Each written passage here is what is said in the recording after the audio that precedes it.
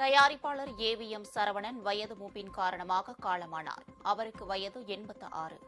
1945ஆம் ஆண்டு தனது தகப்பனார் ஏவி மெய்யப்ப செட்டியாரால் உருவாக்கப்பட்ட ஏவிஎம் ஸ்டுடியோவை திறம்பட நிர்வகித்து வந்தவர் ஏவிஎம் சரவணன். திரையுலகில் கோலோச்சி வந்த ஏவிஎம் சரவணன் தமிழ் மட்டுமன்றி தெலுங்கு, கன்னடம் உள்ளிட்ட பிற மொழி திரைப்படங்களையும் தயாரித்தவர். தமிழக அரசின் கலைமாமணி விருது உள்ளிட்ட விருதுகளை வென்றவர். புதுச்சேரி அரசு இவருக்கு பண்பின் சிகரம் என்ற விருதை வழங்கியது. இவர் 1986ஆம் ஆண்டு சென்னை மாநகர ஷெரீப் பதவியை வகித்தார். நேற்று அவர் தனது 86வது பிறந்த நாளை கொண்டாடினார். இந்நிலையில் ஏவிஎம் சரவணன் வயது மூப்பின் காரணமாக காலமானார். அவரது உடல் பொதுமக்கள் அஞ்சலிக்காக இன்று காலை 7:30 மணி முதல் ஏவிஎம் ஸ்டுடியோவில் வைக்கப்பட்டுள்ளது. மாலை 3 மணிக்கு அவரது இறுதிச் சடங்கு நடைபெறும் என்று அறிவிக்கப்பட்டுள்ளது.